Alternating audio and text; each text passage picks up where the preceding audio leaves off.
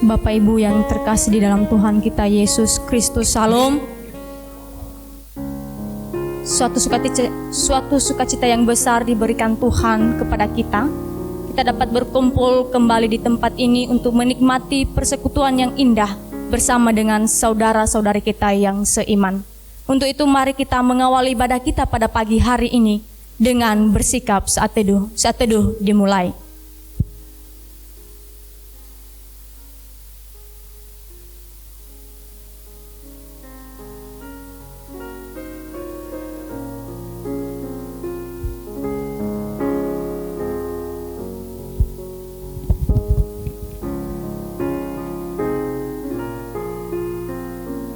Saat teduh selesai, firman Tuhan berkata dalam Mazmur 135 ayat 3, berbunyi demikian, pujilah Tuhan sebab Tuhan itu baik, bermazmurlah bagi namanya sebab nama itu indah. Mari kita sama-sama menaikkan pujian kepada Tuhan dengan judul sebab Kau layak terima pujian.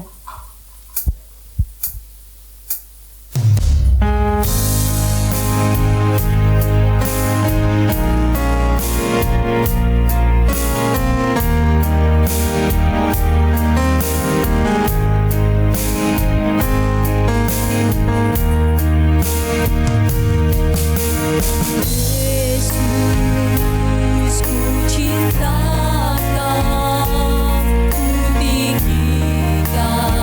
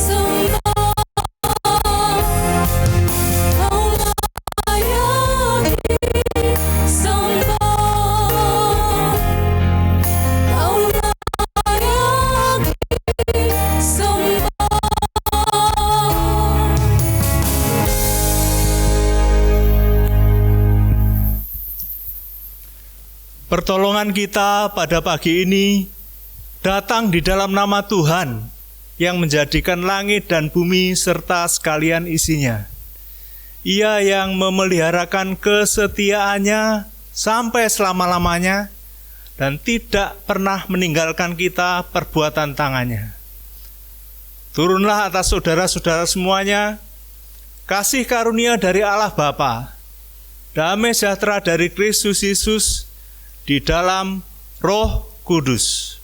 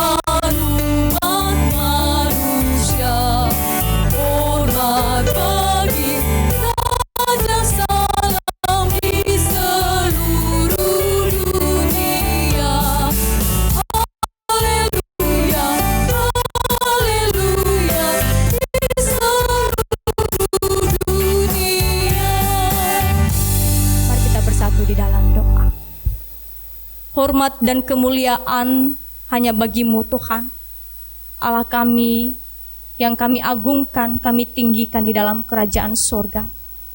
Pada pagi hari ini Tuhan kami bersyukur karena Tuhan kembali menghimpun kami di rumah-Mu yang kudus untuk beribadah kepada Tuhan, untuk menikmati persekutuan yang indah bersama dengan saudara-saudari kami yang seiman. Tuhan, kami menyadari bahwa sesungguhnya kami tidak layak datang di hadirat Tuhan, karena ada banyak dosa dan pelanggaran yang kami perbuat di hadapan-Mu. Seringkali tutur kata kami tidak sesuai dengan kehendak Tuhan. Sikap kami Tuhan tidak mencerminkan sebagaimana hidup orang percaya di hadapan Tuhan. Ampuni kami Tuhan, sucikan kuduskan kami, layakkan kami datang di hadirat-Mu pada pagi hari ini, sehingga pujian yang kami naikkan kepada Tuhan boleh memuliakan Tuhan, boleh menyenangkan hati Tuhan. Terima kasih Bapa. Kami juga berdoa buat jemaat-Mu yang akan berangkat dari rumah menuju rumah-Mu yang kudus. Tuhan antarkan mereka di tempat dengan penuh sukacita, supaya kami boleh bersama-sama memuji Tuhan, memuliakan Tuhan di rumah-Mu. Terima kasih Bapa. Ini jam ibadah kami serahkan semuanya ke dalam tangan kuasa-Mu. Di dalam nama Tuhan Yesus kami berdoa. Amin. Kita percaya Bapak Ibu bahwa Allah kita tidak pernah berubah. Dulu, sekarang, dan sampai selama-lamanya. Untuk itu mari kita memuji Tuhan dengan pujian Tuhan Yesus tidak berubah.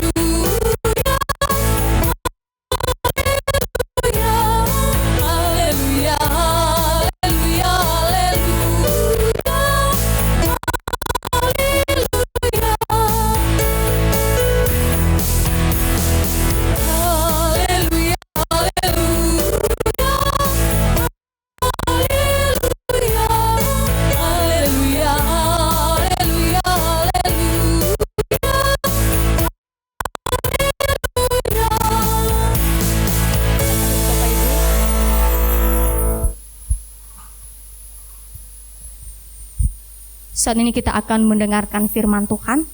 Mari kita persiapkan hati, pikiran, telinga kita untuk mendengarkannya. Namun sebelumnya mari kita memuji Tuhan dengan pujian pribadi yang mengenal hatiku.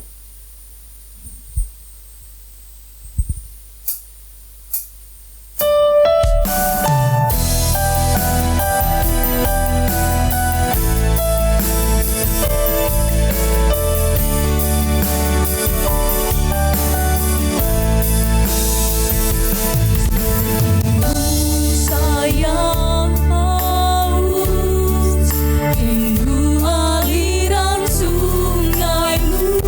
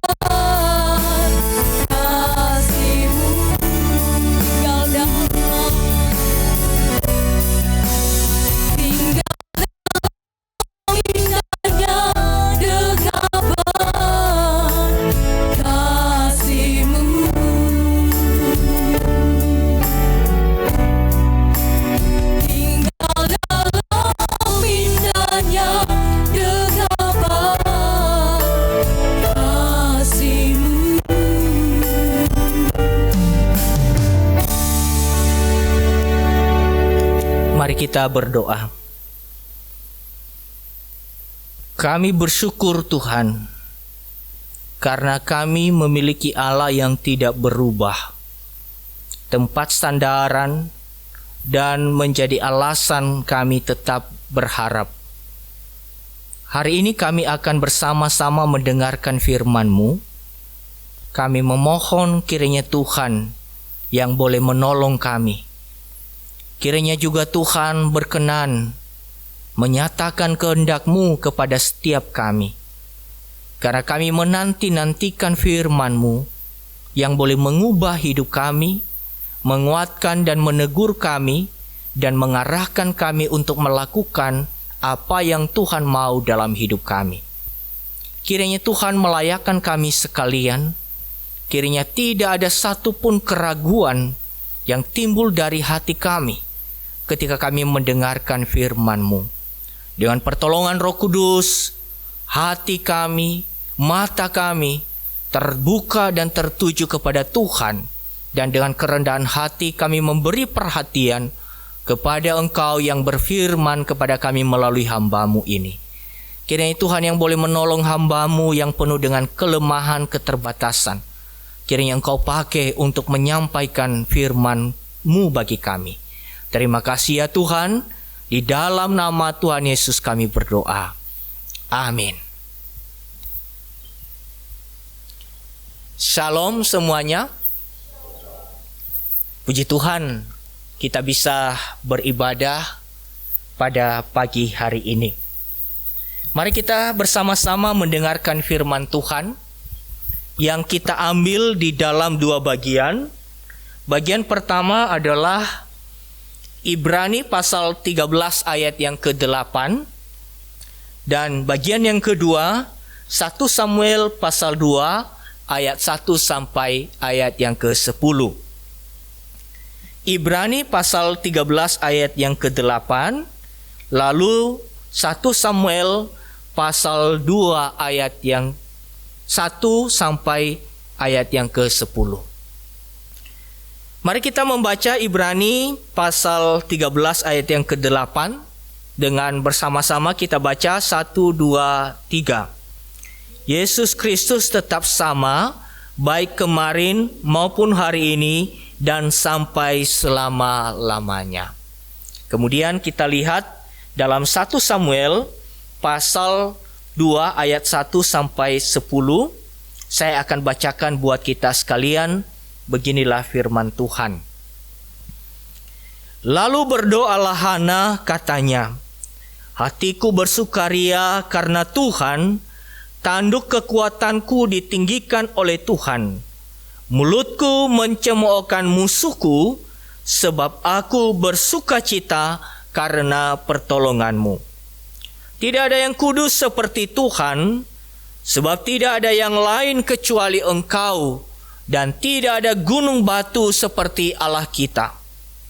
Janganlah kamu selalu berkata sombong, janganlah caci maki keluar dari mulutmu, karena Tuhan itu Allah yang maha tahu, dan oleh Dia perbuatan-perbuatan diuji. Busur pada pahlawan telah patah, tetapi orang-orang yang terhuyung-huyung pinggangnya berikatkan kekuatan. Siapa yang kenyang dahulu, sekarang menyewakan dirinya karena makanan, tetapi orang yang lapar dahulu, sekarang boleh beristirahat. Bahkan orang yang mandul melahirkan 7 anak, tetapi orang yang banyak anaknya menjadi layu. Tuhan mematikan dan menghidupkan. Ia menurunkan ke dalam dunia orang mati dan mengangkat dari sana. Tuhan membuat miskin dan membuat kaya. Ia merendahkan dan meninggikan juga. Ia menegakkan orang yang hina dari dalam debu dan mengangkat orang yang miskin dari lumpur, untuk mendudukkan dia bersama-sama dengan para bangsawan dan membuat dia memiliki kursi kehormatan. Sebab Tuhan mempunyai alas bumi dan di atasnya Ia menaruh daratan. Langkah kaki orang-orang yang dikasihinya dilindunginya, tetapi orang-orang fasik akan mati binasa dalam kegelapan, sebab bukan oleh karena kekuatannya sendiri seseorang berkuasa. Orang yang berbantah dengan Tuhan akan dihancurkan. Atas mereka yang mengguntur di langit, Tuhan mengadili bumi sampai ke ujung-ujungnya. Ia memberi kekuatan kepada raja yang diangkatnya dan meninggikan tanduk kekuatan orang yang diurapinya. Demikian pembacaan firman Tuhan. Berbahagialah kita sekalian yang saat ini sudah membaca firman Tuhan, berkomitmen untuk mau melakukan firman dalam hidup kita, dan juga terus mau merenungkan supaya kita menjadi orang-orang yang diberkati oleh Tuhan, karena kita tidak menyimpang ke kiri dan ke kanan seturut dengan firman-Nya. Bapak Ibu sidang jemaat sekalian, hari ini kita akan berbicara dengan tema yaitu pribadi yang tidak berubah. Pribadi yang tidak berubah, dan teks yang sangat dekat dengan tema ini tadi yaitu di dalam Ibrani pasal 13 ayat yang ke-8, sebagaimana kita tadi sudah baca bersama-sama bahwa Yesus Kristus itu tetap sama, itu dari sekarang sampai selama-lamanya. Saudara-saudara, salah satu doktrin di dalam kekristenan kalau bicara tentang Allah itu adalah ketidakberubahan Allah. Dan ini salah satu sifat Allah di dalam doktrin, yaitu Allah tidak berubah. Apa maksudnya Allah tidak berubah? Itu yang paling mendasar kalau bicara Allah tidak berubah, artinya Allah tetap ada. Allah tetap ada dan Allah tidak perlu menjalani proses menuju kesempurnaan. Jadi kalau Allah tetap ada, berarti juga Allah adalah sempurna adanya. Tidak ada sesuatu yang menyebabkan supaya Allah ada, dan tidak ada sesuatu yang menyebabkan supaya Allah berproses untuk menjadi lebih sempurna. Allah tetap ada, dan biasanya itu dibandingkan dengan apa yang dialami atau esensi makhluk. Nah, kita misalkan melihat salah satu teks yang mengungkapkan Allah tidak berubah di dalam Mazmur pasal 102. Mazmur pasal 102, saya baca mulai ayat yang ke-27.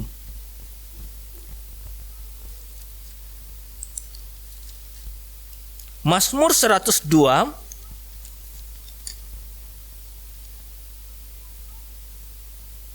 ayat 27 sampai ayat 28. Semuanya itu akan binasa, tetapi Engkau tetap ada. Dan semuanya itu akan menjadi usang seperti pakaian, seperti jubah. Engkau akan mengubah mereka, dan mereka berubah.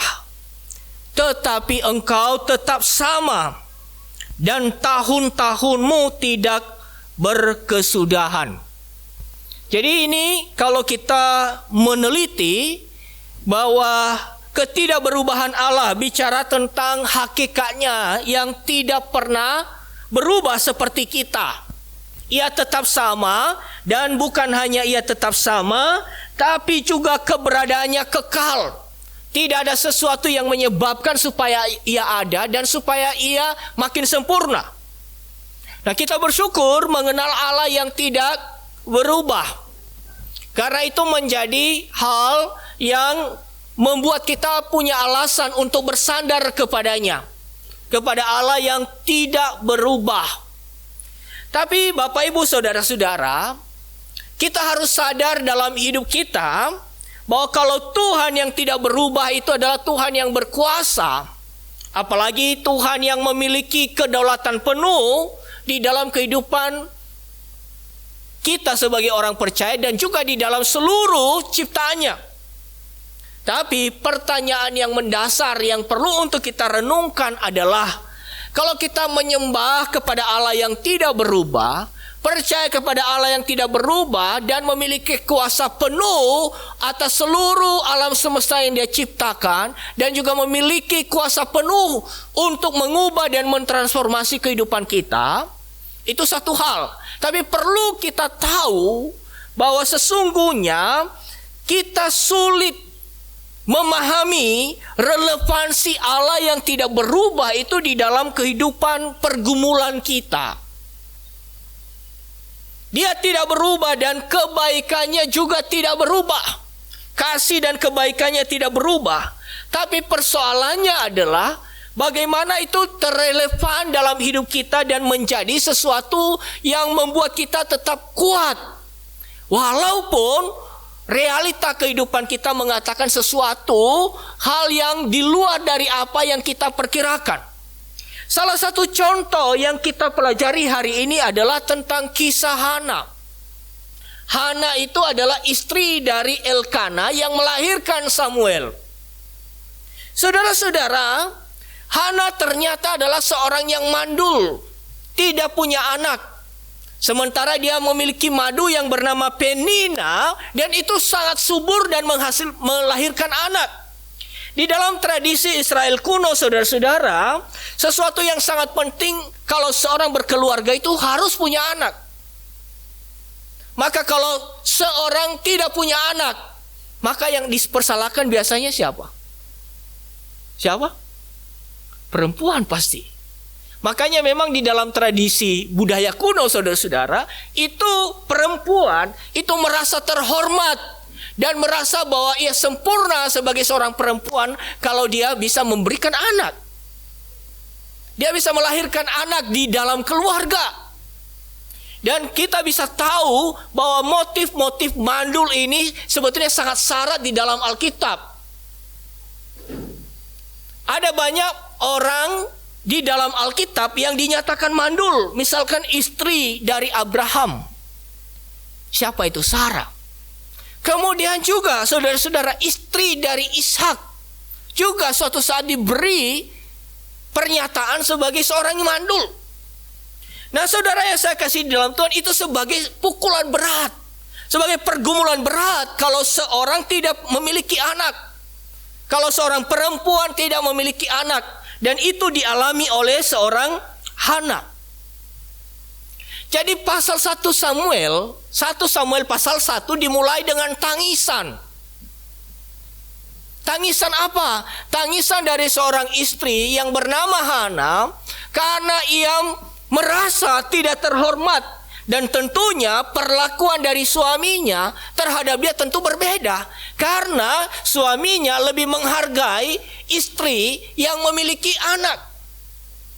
Dan itu menjadi pukulan berat, pergumulan berat bagi Hana. Saudara yang saya kasih di dalam Tuhan, mari kita perhatikan bersama-sama pasal 1 ayat yang ke-9. Pada suatu kali setelah mereka habis makan dan minum di Silo, berdirilah Hana. Sedang Imam Eli duduk di kursi dekat tiang pintu bait suci Tuhan, dan dengan hati pedih ia berdoa kepada Tuhan sambil menangis terseduh-seduh. Kita perhatikan di sini bahwa suatu waktu, ya, jadi ini keluarga Elkana itu setiap tahun datang ke rumah Tuhan di Silo. Mereka membawa korban kepada Tuhan. Mereka menyelenggarakan ritual agama sebagaimana ditentukan di dalam hukum Musa.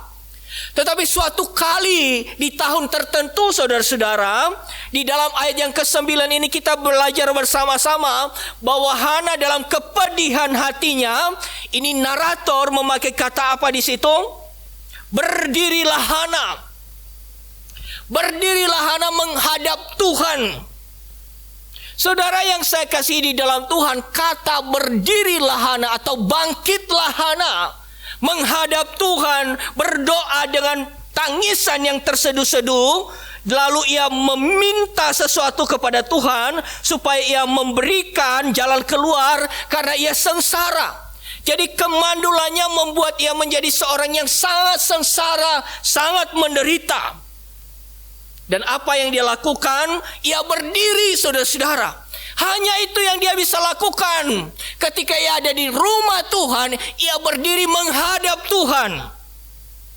Saudara yang saya kasih dalam Tuhan, saya tidak tahu kalau misalnya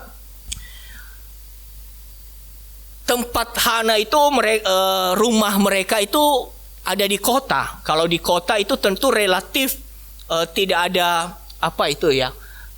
perbincangan ya dengan tetangga. Kenapa? Karena ya biasanya sangat privasi gitu ya.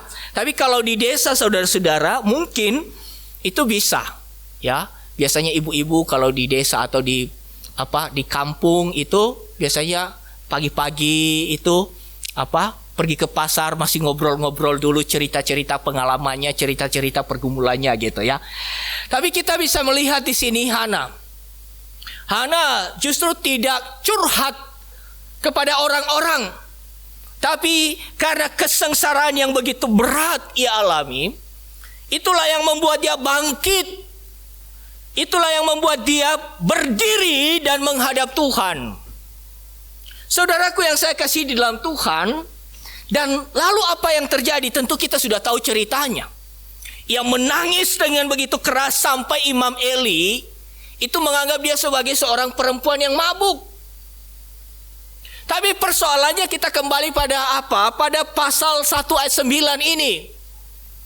Hana tidak punya pilihan lain saudara-saudara. Di tengah ketidakmungkinan, di tengah kemustahilan, ia masih memiliki alasan untuk berdiri dan berdoa. Hana tahu bahwa mungkin kemungkinan untuk dia punya anak sesuatu yang mustahil saudara-saudara. Tapi Hana memiliki alasan ketika berada di rumah Tuhan untuk berdiri menghadap Tuhan. Tuhan siapa? Ini Tuhan Israel. Tuhan Israel, Tuhan yang berdaulat. Ia mampu berdiri dan berseru kepada Tuhan dengan segala kesengsaraan yang ia bawa dan ia ungkapkan di hadapan Tuhan. Dan Bapak Ibu tahu apa jawabannya? Di luar dugaan, di luar perkiraan. Kita lihat pasal 2 ayat 1.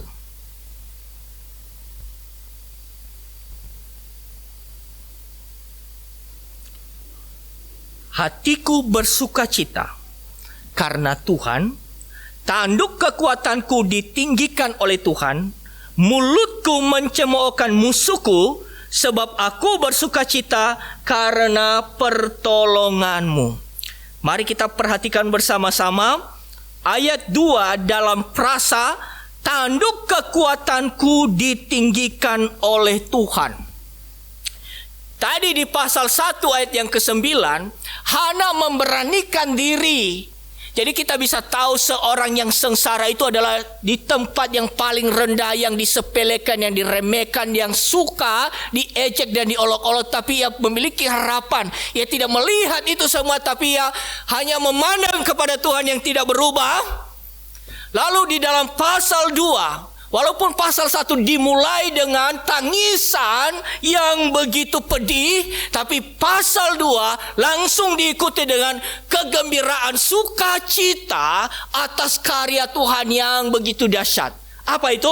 Tanduk kekuatanku ditinggikan oleh Tuhan. Ia mampu bangkit hanya oleh karena Tuhan. Dan jawaban Tuhan itu membuat musuh-musuh menjadi tertutup mulutnya dan tidak bisa mengatakan apa-apa.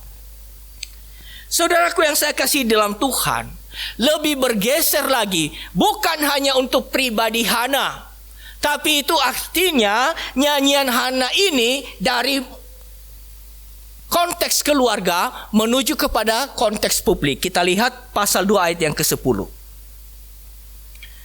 Pasal 2 ayat yang ke-10b mengatakan, ia memberi kekuatan kepada raja yang diangkatnya dan meninggikan tanduk kekuatan orang yang diurapinya. Saudara-saudara, nampaknya penulis kitab Samuel ini memakai nyanyian Hana itu untuk juga bisa mengingatkan orang Israel pada era itu. Karena kita tahu orang Israel di era peristiwa ini adalah mereka mengalami yang disebut dengan penindasan dan juga tekanan dari bangsa yang dekat. Siapa itu? Bangsa Filistin. Jadi di dalam proses penulisan kitab Samuel ini, kisah Hana, nyanyian Hana itu dipakai oleh penulis untuk mengajarkan orang Israel bahwa bukan hanya di dalam konteks keluarga, Tuhan membangkitkan sukacita yang baru, tetapi juga bagi umat Tuhan yang sedang tertekan, yang sedang terancam, yang sedang mengalami akan tekanan dari bangsa lain, yaitu bangsa Filistin. Mereka memiliki harapan baru karena Tuhan akan meninggikan tanduk kekuatan dari orang yang diurapi, yaitu raja. Ada raja yang akan dibangkitkan oleh Tuhan untuk membebaskan orang Israel yang dalam kondisi tertekan waktu itu, yang dalam kondisi seringkali menjadi bahan olokan dan bahan bulan-bulanan untuk diejek oleh dunia internasional waktu itu. Saudaraku yang saya kasihi dalam Tuhan, maka kita perhatikan di sini, Hana berdiri menghadap Tuhan dan Tuhan meninggikan tanduknya. Lalu bagaimana cara Tuhan meninggikan tanduknya? Tanduk di sini adalah metafora kekuatan, metafora transformasi, metafora berkat yang besar. Bagaimana Tuhan melakukan itu? Ia meninggikan tandukku. Bagaimana Tuhan melakukan itu, melakukan pembalikan sebagaimana dinyatakan di dalam ayat selanjutnya. Misalkan di dalam ayat yang kelima, di dalam ayat yang ke-6, dan di dalam ayat yang ke-7. Tuhan membalikan. Bagaimana Tuhan melakukan itu? Bagaimana Tuhan yang tidak berubah itu melakukan sesuatu perkara dalam kehidupan Hana dan dalam kehidupan orang Israel yang sedang juga ada di dalam tekanan bangsa Filistin. Saudara yang saya kasih dalam Tuhan, inilah keunikan Allah yang tidak berubah itu, dan saya mau katakan kepada saudara-saudara. Saudara-saudara, ketika firman Tuhan ini dinyatakan, ditulis, dan itu muatan teologisnya sangat kentara dan sangat kental sekali. Apa yang diungkapkan di sana? Tuhan meninggikan tanduk kekuatan Hana dengan cara apa? Dengan cara apa? Oh, memberikan dia anak. Itu betul. Betul kan? Memberikan dia anak sehingga dia punya anak yang bernama Samuel. Itu sesuatu yang betul. Tapi saudara yang saya kasih di dalam Tuhan, ketika konsep itu diperluas sampai pasal 2 ayat yang ke-10, di situ kita tahu Tuhan itu melakukan yang disebut dengan karya kuasanya di tengah-tengah umatnya. Bukan hanya dalam perkara Hana, bukan hanya dalam perkara keluarga Elkana, tapi juga di dalam kehidupan umatnya. Bagaimana Tuhan melakukan itu? Bukan hanya bicara tentang apa? Tentang Tuhan perintah dari surga, orang Filistin kalah.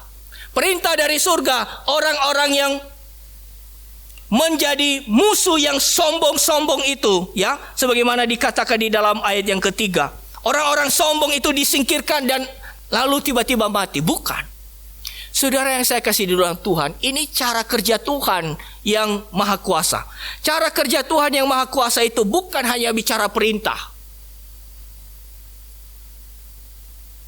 Seperti jadilah, gitu ya. Itu dalam aspek penciptaan. Ini yang saya mau saudara-saudara dan kita semua renungkan, saudara-saudara. Dalam dunia penciptaan itu betul. Tapi di dalam aspek Tuhan menolong umatnya, membangkitkan kekuatan umatnya, itu Tuhan hadir intervensi dalam sejarah. Tuhan hadir dan intervensi dalam sejarah ini penting, saudara-saudara. Makanya Tuhan membangkitkan raja yang diurapinya. Raja yang diurapinya itu mari kita lihat di dalam 2 Samuel. 2 Samuel pasal 23. 2 Samuel pasal 23.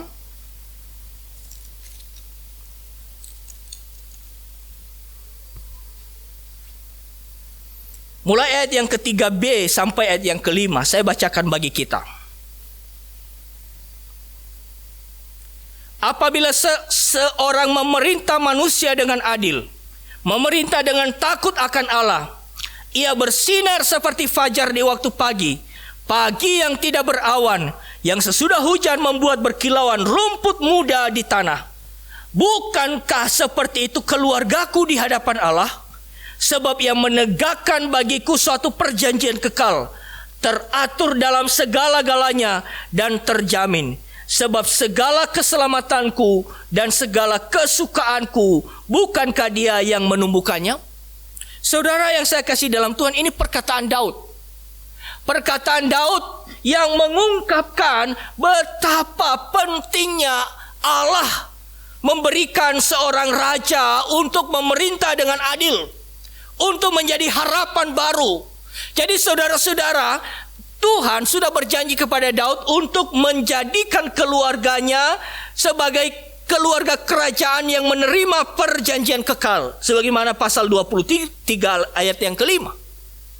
Jadi harapan itu, harapan pembebasan itu Tuhan lakukan bukan hanya perintah dari surga, tapi yang mengutusnya ke dalam dunia untuk memerintah dengan adil. Dan siapa yang Tuhan utus ke dalam dunia untuk memerintah dengan adil, itu adalah dari garis keturunan Daud yang mewarisi perjanjian kekal. Siapa dia? Yesus Kristus anak Daud. Yang tadi di dalam surat Ibrani dikatakan Yesus Kristus tetap sama. Saudara yang saya kasih di dalam Tuhan, maka kalau Tuhan mau menunjukkan kasih karunia-Nya, pertolongannya di tengah-tengah umatnya, ini cara kerja Tuhan yang diberitakan oleh Alkitab. Ini Tuhan sejati. Kalau Tuhan di luar yang dibicarakan oleh Alkitab, itu biasanya apa? Hanya bicara tentang Dia maha dahsyat, Dia mau melakukan apa saja, tapi Ia tidak pernah hadir di tengah-tengah umatnya. Padahal sebetulnya kehadiran itu adalah sesuatu yang membuktikan bahwa Ia juga menanggung sesuatu yang sangat menjadi penderitaan umatnya. Saudara-saudara, motif kehadiran di tengah-tengah umatnya ini sebetulnya kita dapati dengan begitu banyak di dalam Alkitab.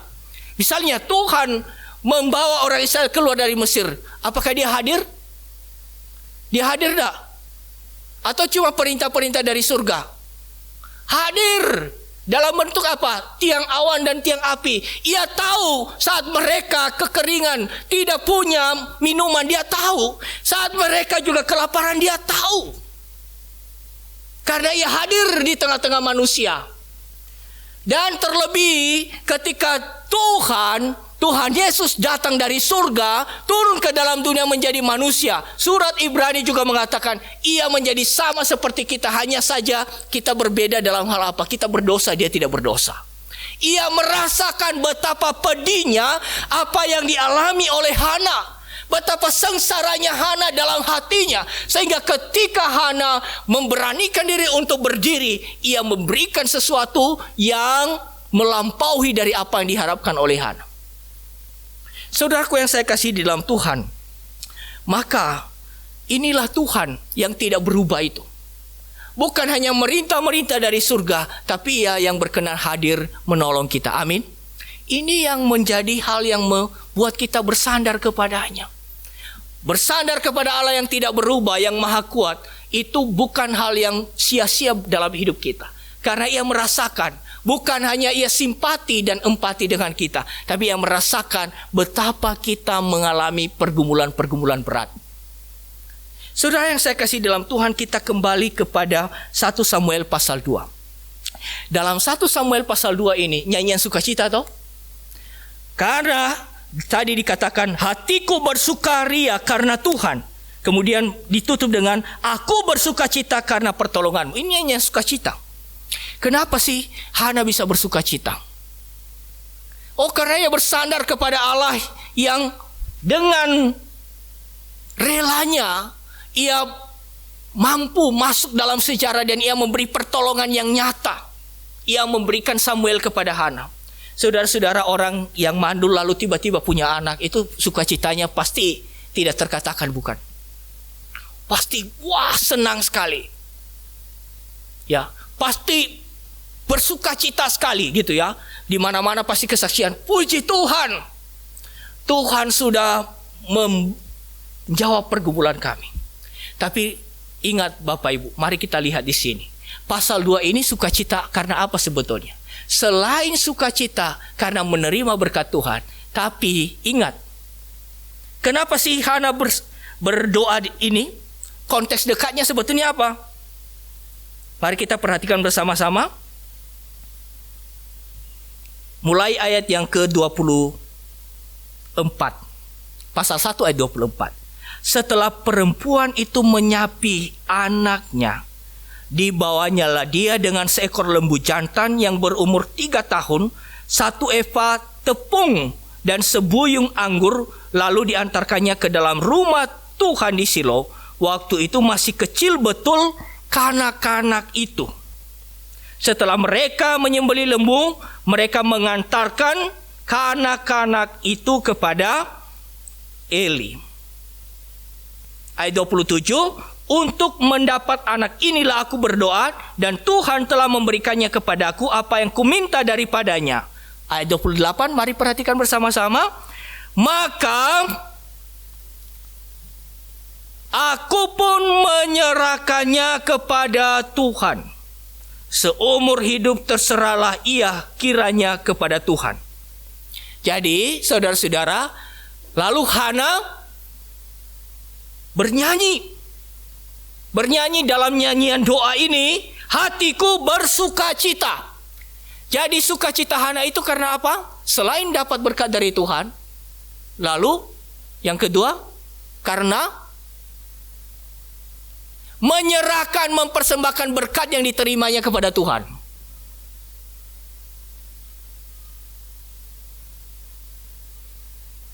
Saudara-saudara, dapat berkat dari Tuhan pasti gampang bersukacita toh? Siapa yang tidak bersukacita tentang itu? Tapi bersukacita karena mau mempersembahkan apa yang didapat dari Tuhan, gampang enggak? Tidak gampang. Tapi Hana mengajak kita hari ini, sebagai umat Tuhan yang dikasihi oleh Tuhan, kita ini ibarat orang yang paling sengsara, yang tidak ada harapan, yang penuh dengan aib. Tapi syukur kepada Tuhan, Tuhan meninggikan tanduk kekuatan kita di dalam Yesus Kristus. Saat kita diselamatkan oleh Tuhan, puji Tuhan, sukacita, haleluya, bersyukur. Tuhan memberikan kita keselamatan, Tuhan memberikan kita harapan. Tapi persoalannya adalah apa setelah itu? Apa setelah itu? Seharusnya kita bersama dengan Hana, kita bawa kepada Tuhan. Ini aku persembahkan Tuhan. Jadi sekali lagi saya katakan untuk kita renungkan bersama. Kita gampang dan mudah sekali bersukacita dapat berkat dari Tuhan. Tapi kita sulit untuk memberi kepada Tuhan, lalu di situ ada hati yang penuh sukacita. Hana mengajarkan kita hari ini, ketika ia berdiri tadi menghadap Allah yang tidak berdaulat, yang tidak berubah itu, yang berdaulat atas segala sesuatu itu. Lalu Tuhan menolong dia, kemudian dia kembali kepada Tuhan dan mempersembahkan. Kita bersyukur juga kepada Tuhan, bukan hanya keselamatan yang Tuhan berikan bagi kita. Banyak di antara kita yang bergumul tentang hal-hal tertentu, dan Tuhan sudah menjawab. Apa yang kita lakukan? Apa yang kita lakukan saat ini, saat Tuhan sudah menjawab pergumulan kita? Kita hanya berhenti mengucap syukur? Jangan berhenti hanya mengucap syukur, saudara-saudara. Mengucap syukur penting, tapi harus diikuti dengan apa? Aku mau mempersembahkan kepada Tuhan. Maukah kita mempersembahkan apa yang Tuhan sudah berikan kepada kita untuk Tuhan? Mau? Amin. Di situ nanti kita akan mengalami sukacita penuh. Ketika apa yang Tuhan beri kepada kita, kita persembahkan kembali kepadanya.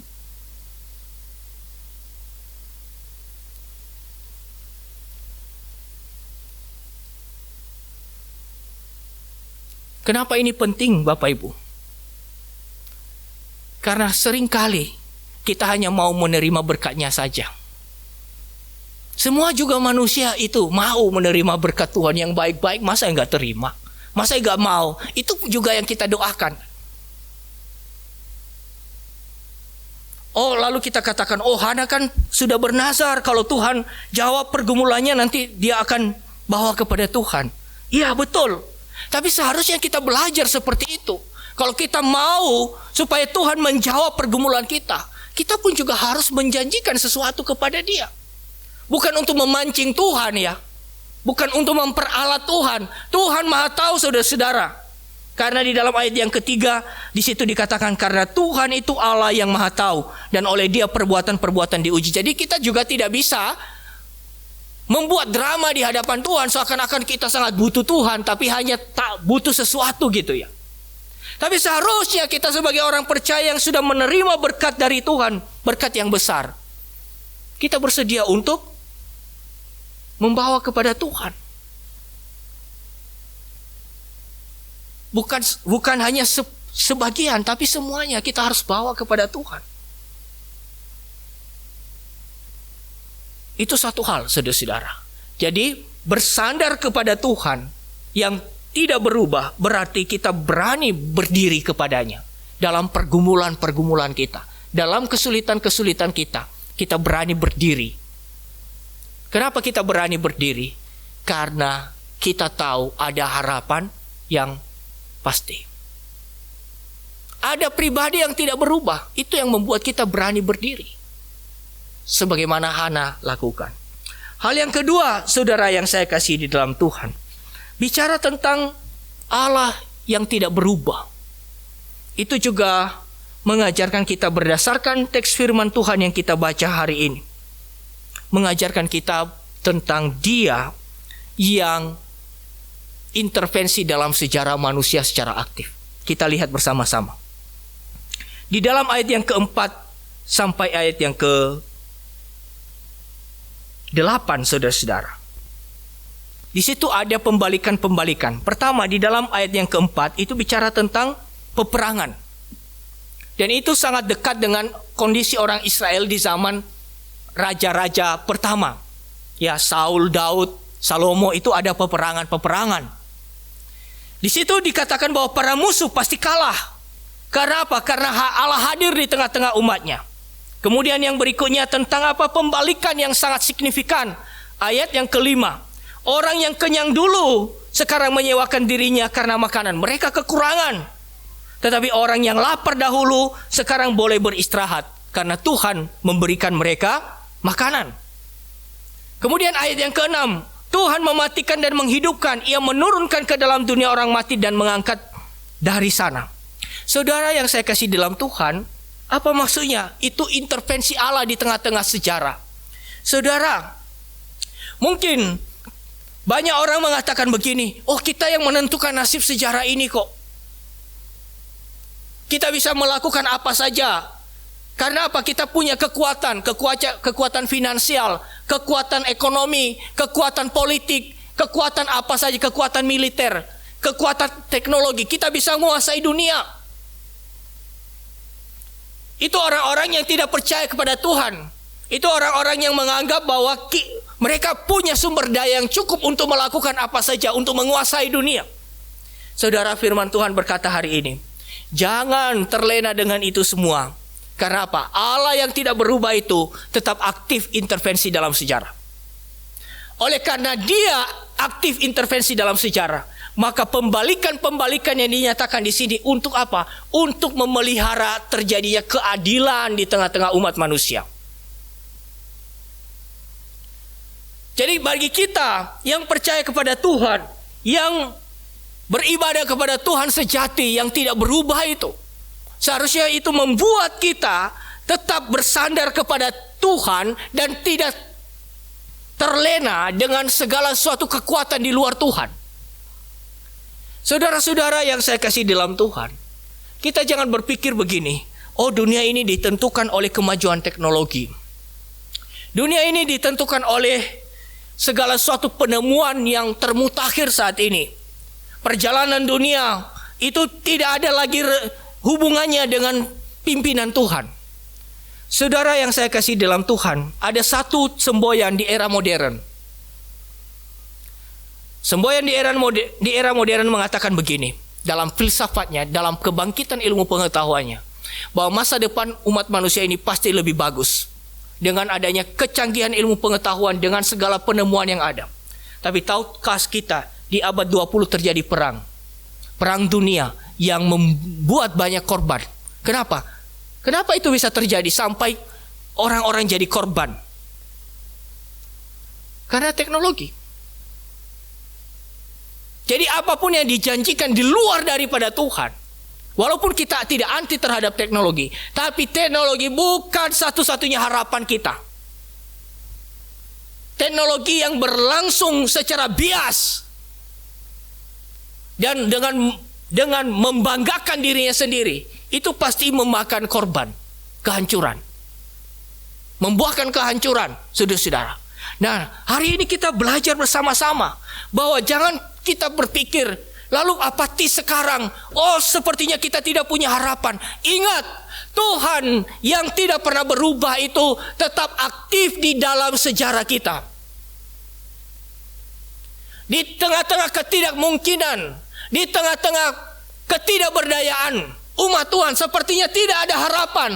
Saudara-saudara, kita jangan berpikir apatis dan lalu mundur dalam iman. Karena sungguhnya Tuhan yang tidak berubah itu tetap aktif dalam sejarah ini. Ia tahu cara untuk menyelamatkan umat-umatnya yang setiap hari berseru kepadanya. Ia punya cara untuk menolong mereka yang dalam kesusahan, dalam penindasan. Ia punya cara untuk membetulkan akan hal-hal yang selama ini terbengkokkan.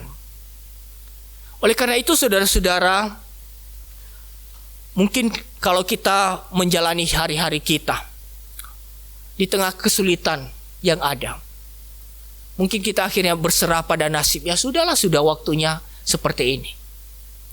Seharusnya orang Kristen yang percaya pada Allah yang tidak berubah lebih memiliki optimisme. Kenapa? Karena ia mampu untuk membalikan hal-hal yang dianggap sudah biasa oleh orang-orang dunia. Tuhan mampu membalikan, Tuhan mampu bekerja. Saudara-saudara, cara Tuhan bekerja itu bermacam-macam. Ada kalau Tuhan bertindak, itu bisa dengan cara yang spektakuler. Seperti apa? Sodom dan Gomora. Tuhan bertindak spektakuler kan? Dengan luar biasa. Itu ditunggak balikan. Itu sudah hancur semua. Tapi Tuhan juga bisa bertindak di tengah-tengah sejarah seakan-akan dia tidak hadir. Tapi sebetulnya rasa kehadirannya bisa dirasakan. Sebagaimana dialami oleh umat Tuhan waktu pembuangan di Babel. Beberapa tokoh di sana menyatakan kehadiran Tuhan dalam kehidupan mereka, seperti Daniel dan teman-temannya. Saudara yang saya kasih dalam Tuhan, maka kita juga dari ketika membaca Alkitab, kita belajar di sana bahwa Tuhan bisa bertindak, tidak membiarkan dunia ini berjalan apa adanya, tidak membiarkan. Ia tetap aktif memelihara, menjaganya, dan meminta pertanggungjawaban terhadap orang-orang yang diberi sesuatu tanggung jawab oleh Tuhan. Saudara yang saya kasih dalam Tuhan, karena Tuhan kita bukan Tuhan lokal, maka kalau dia memberikan kuasa kepada si A untuk memerintah, Tuhan pasti minta pertanggungjawaban. Makanya semua orang tahu, oh itu kekuasaan itu milik Tuhan. Semua orang, mau agama Kristen, mau agama apapun, percaya tentang itu. Itu sebetulnya realita yang diyakini dalam hati yang tidak bisa disangkali. Hati nurani manusia bicara bahwa ada pertanggungjawaban, ada pihak yang memberi sesuatu untuk nanti dia minta pertanggungjawaban. Maka kalau kita ada di posisi tertentu saat ini, mungkin kita diberikan kuasa. Hati-hati, kita harus mempertanggungjawabkan kepada Tuhan. Karena kalau kita tidak mempertanggungjawabkan kepada Tuhan, Tuhan aktif dalam sejarah, Tuhan tahu, Tuhan lihat. Itu hal yang kedua. Hal yang ketiga, Bapak Ibu Saudara yang saya kasih dalam Tuhan, bicara tentang ketidakberubahan Tuhan, itu memberikan penghiburan kepada kita dalam waktu penderitaan. Kita kembali di dalam Ibrani pasal 13. Ayat yang ke-8. Itu konteksnya apa, saudara-saudara? Konteksnya ketika orang-orang umat Tuhan yang waktu itu yang disapa oleh penulis Ibrani itu menghadapi penderitaan. Menghadapi penderitaan. Lalu penulis surat Ibrani menyinggung tentang pemimpin. Pemimpin yang pernah mengajarkan firman Tuhan kepada jemaat, tapi para pemimpin itu telah tiada. Karena apa? Karena penganiayaan. Lalu di tengah-tengah urusan nasihat itu, penulis surat Ibrani mengatakan Yesus Kristus tetap sama, baik kemarin maupun hari ini dan sampai selama-lamanya. Saudara-saudara yang saya kasih dalam Tuhan, sebagai jemaat awal, ketika surat Ibrani ini ditulis, mereka sangat bersandar pada pemimpin. Ya dong, jemaat awal bersandar pada pemimpin. Apalagi mereka adalah jemaat baru. Jadi kalau ada penindasan, ada penganiayaan, ada macam-macam yang bisa terjadi, pasti mereka lari kepada pemimpin. Ya kan? Lari kepada pemimpin. Mereka cari pemimpin. Saudara-saudara, baru-baru ini saya mengenal seseorang yang dulunya bukan Kristen, lalu dia menjadi orang Kristen. Dia cukup lama sudah menjadi orang Kristen. Dia meninggalkan keluarganya karena imannya. Kemudian orang itu ternyata waktu dia meninggalkan iman lamanya, ia dibuang oleh keluarganya. Ia tidak dianggap oleh keluarganya. Lalu waktu dia mengalami kesulitan, keluarganya pun dihubungi, nggak peduli. Karena apa? Karena memang sudah keluar dari iman keluarga, dari agama keluarga.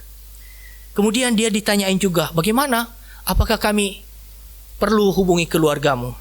Ada satu pernyataan yang membuat saya terberkati dan tahu betapa pentingnya itu keluarga baru di dalam Tuhan.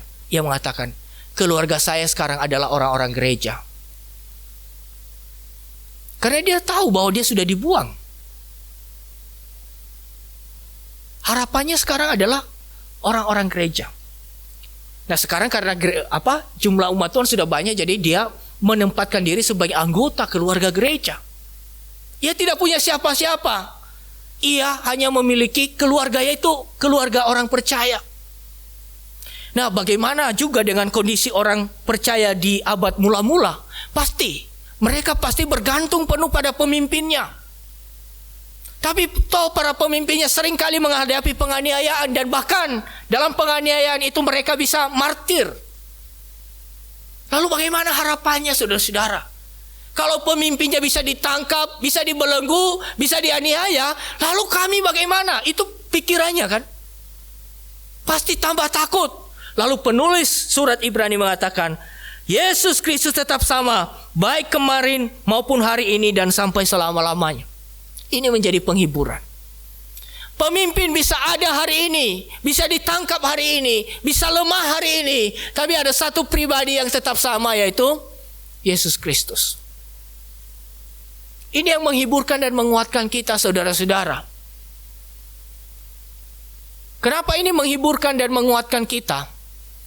Karena kita tidak menaruh iman terhadap para pemimpin kita. Para pemimpin kita diberikan Tuhan di tengah-tengah kita untuk membimbing kita.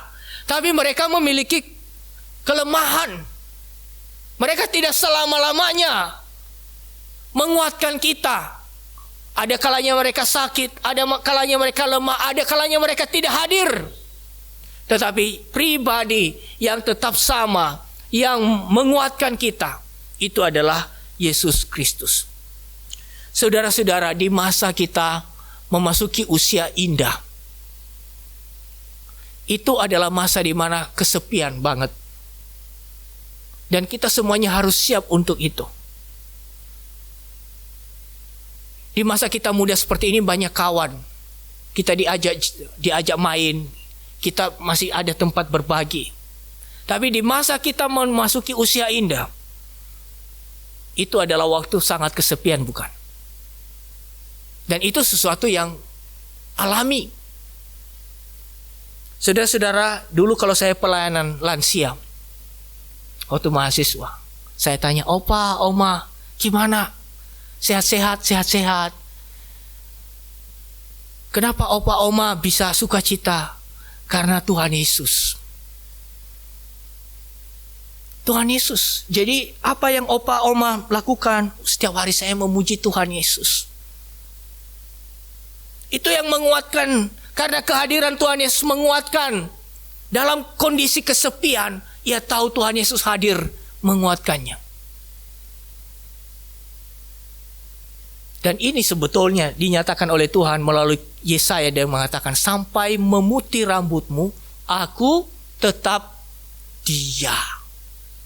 Jadi saudara-saudara, bukan hanya dalam penderitaan. Ya, penganiayaan itu tidak selalu datang kan? Tapi di dalam kehidupan yang kita jalani secara alami ini, juga Tuhan menyatakan sebagai Tuhan yang tetap sama, yang tidak berubah, itu menguatkan kita. Janjinya itu tetap ya dan amin untuk menguatkan kita untuk memasuki masa depan kita. Kalau anak muda mungkin tidak terlalu memikirkan, oh nanti kalau saya tua kayak apa gitu ya. Tapi saudara-saudara, orang tua kita saat ini sudah juga mulai memikirkan, kalau saya memasuki usia segini bagaimana? Ingat saudara-saudara, Bapak Ibu sekalian, Tuhan Yesus tetap sama.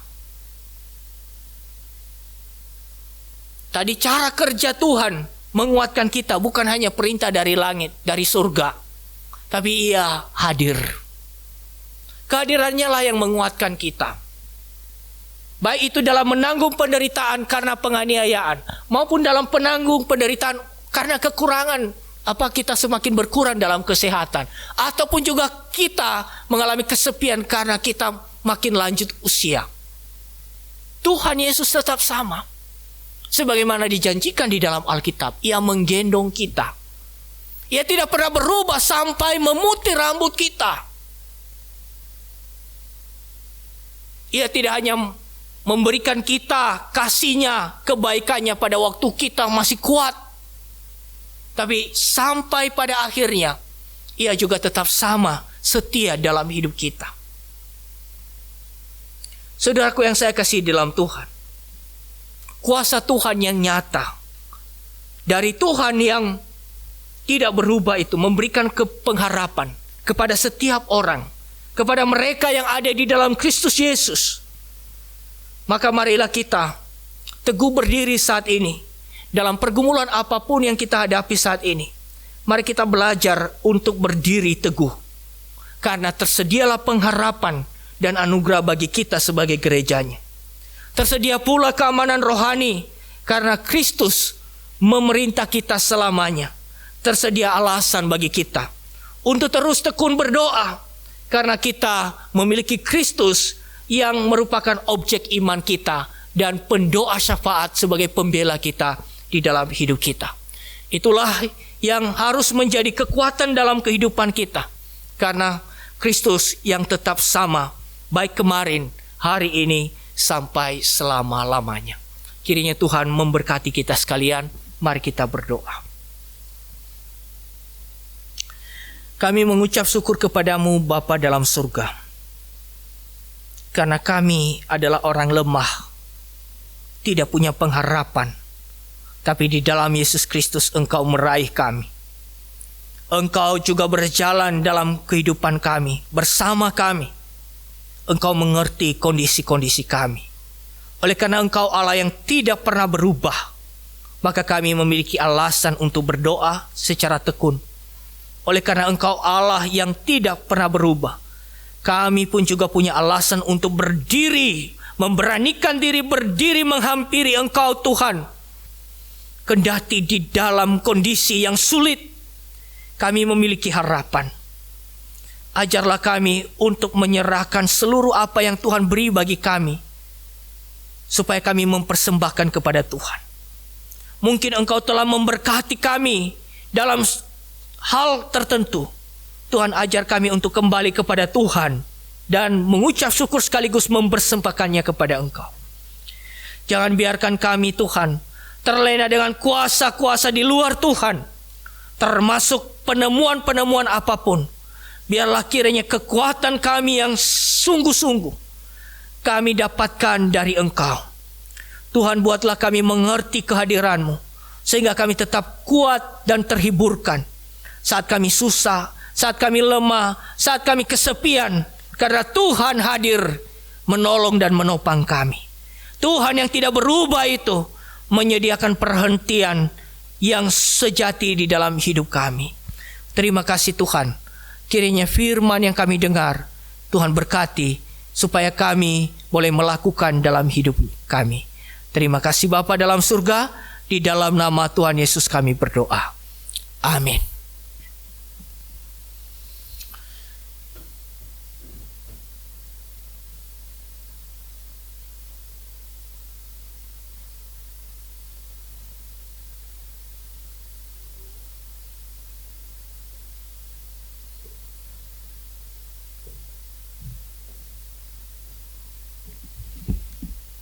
Shalom saudara-saudara. Ya, atas nama Majelis dan Jemaat kami mengucapkan terima kasih atas pelayanan Pendeta Yamonaha. Akan saya bacakan watak jemaat untuk hari ini. Nanti sore jam 17 akan ada kebaktian kedua. Bagi sidang jemaat yang mau mengikuti kebaktian ibadah pagi dapat mengikuti ibadah sore. Ibadah PRBK akan diadakan setiap hari Sabtu jam 18 atau jam 6 sore. Iuran kematian dapat dibayarkan kepada Saudara Yohan Stefani, putri Bapak Yuti. Selain itu aksi 1000 juga dapat dimasukkan di kotak dekat pintu masuk. Adapun aksi ini diadakan untuk membantu pelayan hamba-hamba Tuhan yang ada di wilayah MD 5 meliputi Jawa Timur dan sekitarnya. Persembahan hari ini jemaat diberi kesempatan untuk memberikan persembahan untuk persembahan pekerjaan Tuhan dan persembahan diakonia. Kantong merah untuk kolektor, kantong biru untuk diakonia. Bagi yang bertugas untuk persembahan, harap maju. Saudari Resa dan Saudari Stefani.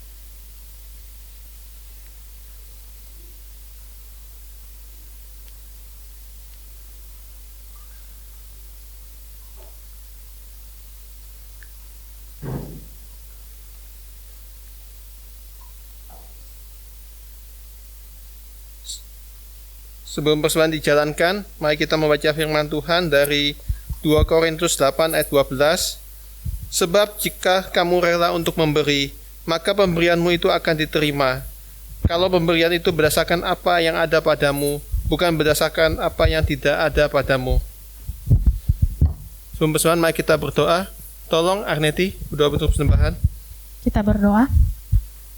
Bapa dalam surga, sungguh kami bersyukur di mana Engkau telah memberkati kami, Engkau telah memberkati pekerjaan kami. Karena Engkau telah memberkati kami kembalikan kepadamu Tuhan sebagai ucapan syukur kami. Bila juga persembahan yang kami persembahkan ini benar-benar dipakai untuk pekerjaan Tuhan. Terima kasih Tuhan, Engkau berkati juga yang mengelolanya Tuhan. Hanya di dalam nama Tuhan kami Yesus Kristus kami berdoa. Amin. Sampai persembahan dijalankan, kita naikkan pujian. Apa? Di sini aku bawa Tuhan. Oke. Ya, silakan.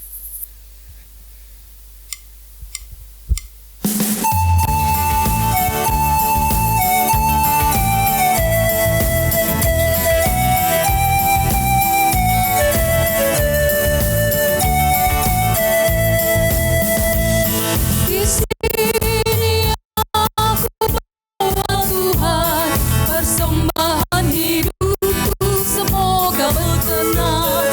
Berapa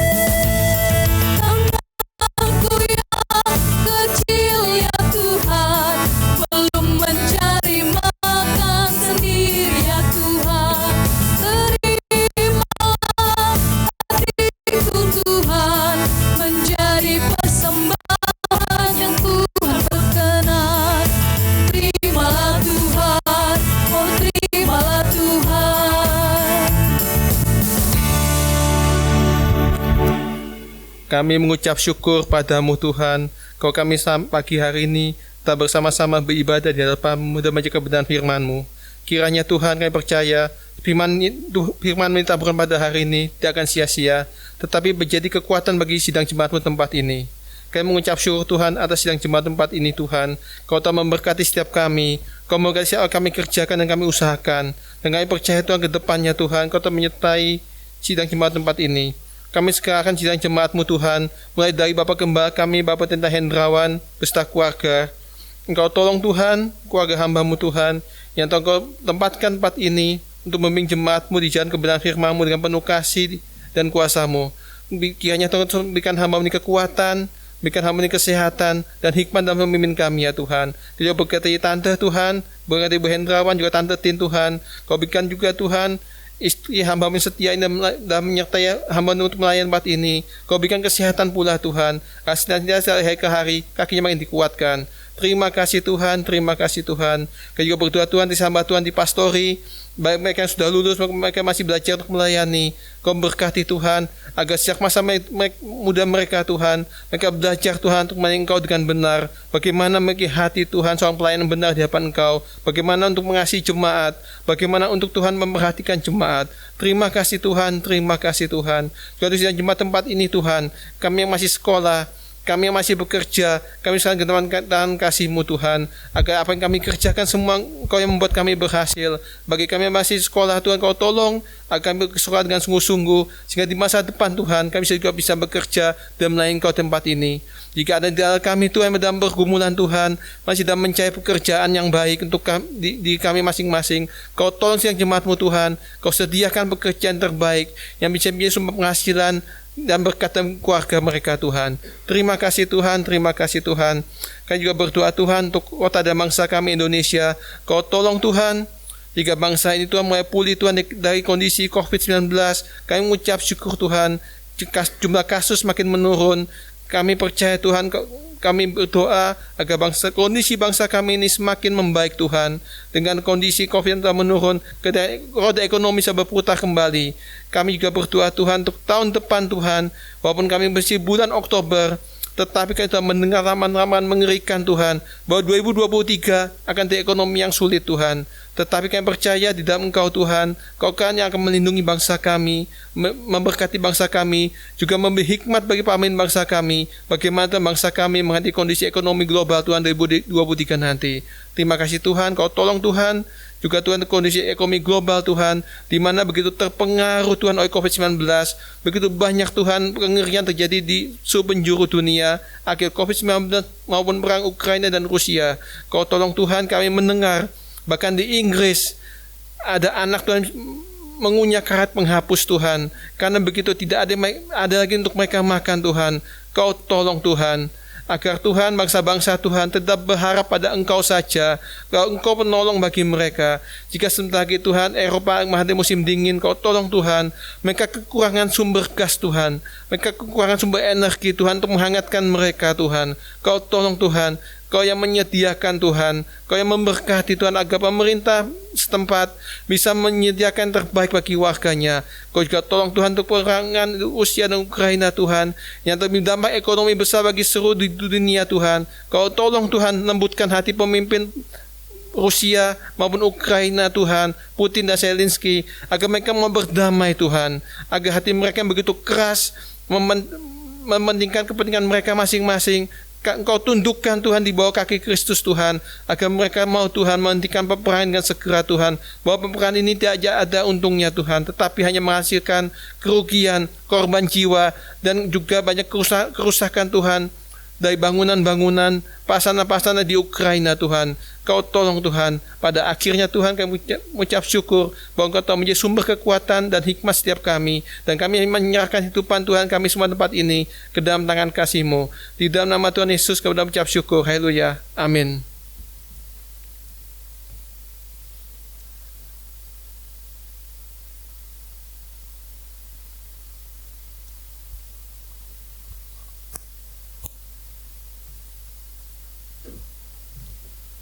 Saudara-saudara yang dikasihi Tuhan, marilah kita menyiapkan hati kita dan terimalah berkat yang datang dari Tuhan. Tuhan memberkati engkau, Tuhan melindungi engkau. Tuhan menyinari engkau dengan wajah-Nya dan berikan kasih karunia-Nya. Tuhan menghadapkan wajah-Nya kepadamu dan berikan damai sejahtera. Sekarang pulanglah.